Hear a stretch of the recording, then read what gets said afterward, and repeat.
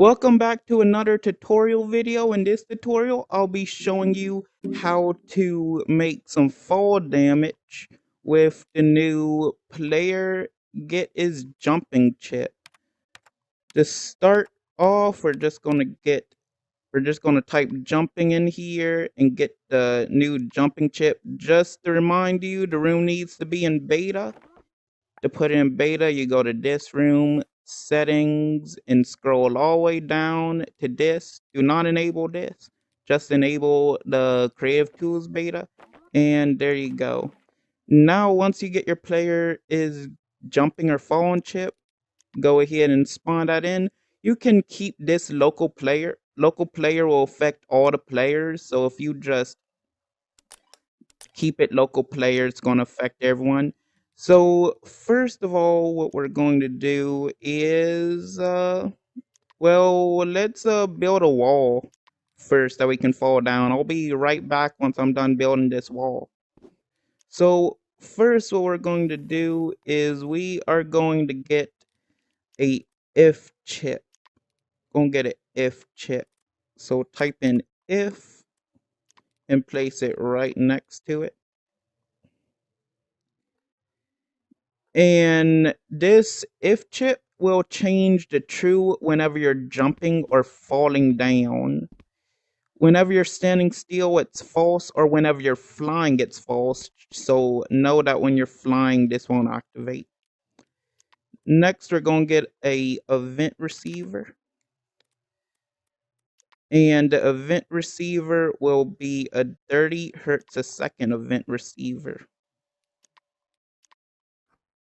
30 hertz a second, which is at the bottom. Go ahead and connect it to the if chip. Let's move this up a little bit so we have some space to work with. Okay, so now that we have this, and now that it's tracking whether we're jumping or falling, let's go ahead and make a health thing with the HUD chip. We are going to get a HUD element constant. I'll place it right above here. You can rename that health if you want, but I'm going to keep it a HUD element. You're going to want to configure the chip, whether you want it primary, secondary, but I'm going to put it in the lower left so I can show you the number that changes when the fall damage happens. The value is going to be 100. The max value will be 100. And there you go. There's our HUD element. I'm going to change the label to health, so you know that's the health. There you go. Let me make it a bit darker so it's easier to see. There's the health. And since we have it enabled, because I'm the host, I'm just going to show you how to enable it. If you are not the host and you can't go into chip to enable it, go ahead and just place this down, and whenever the game starts, you just want to set the HUD element true. Okay, so now that we have that done, we are going to get an int variable. So type in int v and it should come right up. We're going to place it right here, and we are going to get a subtraction chip and place a subtraction chip below the int variable. We are going to rename this to health. So rename the int variable to health and submit. And we aren't going to connect anything yet. We're going to go back to the HUD and get a few more chips. So we want to get the HUD element max value. We want the HUD element value. And we also want to set the HUD element value over here.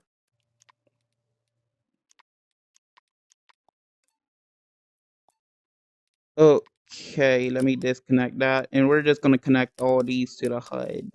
Now it's going to show your max value and your current value. What we're going to do is we're going to get the current value of your health, which is 100. Place it right in the top of the subtraction chip on the input. And what we are going to do is we are going to get another int variable, or you can just copy this one down. It really doesn't matter. I'm going to copy this one down, and we are going to get a add chip now. So type in add in the palette, should come right up, place it right below here. And we are going to rename this maybe fall damage, because this will be the chip that will determine how much fall damage you took.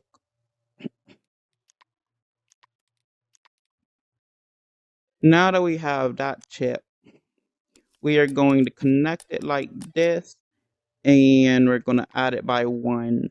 So whenever this turns to true, this will go up. So you see how I fail, it went up by 12, and we don't want it to activate when we're jumping. We only want it to activate when we're falling down. So what we're going to do is, since we can't differentiate between jumping and falling, because when you're jumping and falling, it's going to be true, I will show you. So go ahead, copy this chip, and we're going to connect the else value. The else value is when you are staying still, or maybe you're just flying up in the air, and it's just going to go back to 0. So your fall damage doesn't keep stacking up. And now that we have this, what we are going to do is we will get a delay chip, and the delay chip will tell us whether well, I'll just explain it once I place it down and connect the wires. We're gonna go ahead and move everything over a little bit, getting a bit crowded in here. Okay, so we are going to connect this to the run, and we are going to put the delay up by last time I checked, 0.9 was good for jumping. So what we're doing here is, whenever this turns to true when we jump up, after the delay it's going to add 1. And well, let me disconnect that and show you. After the delay, it's going to add the fall damage that has accumulated. So whenever we jump or fall, it will add that. But what we're doing is we're adding 0.9 seconds to the delay, which is how long it takes for me to jump and exit the air. So besides of having this immediately go to 0, we're going to have this go to the cancel and then go to 0. So whenever we jump, you see that this doesn't activate over here, the after the delay, because it takes me about 0.8 seconds to jump up in the air.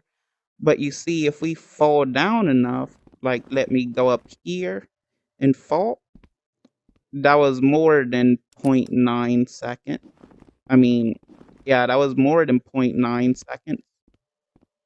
So therefore, it's going to add something, or maybe not. Let me climb up a bit higher and show you.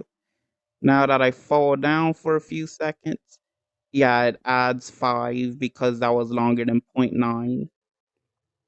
So depending on your jump height, which mine is default in this room, but depending on your jump height, you are going to have to switch this number to a higher or lower number to show fall damage. And then we're just going to have it go back to 0 because, like I said, we don't want our fall damage to go from 5 to 10 to 15. We just want it to go to like the maybe 10 and then go back to 0.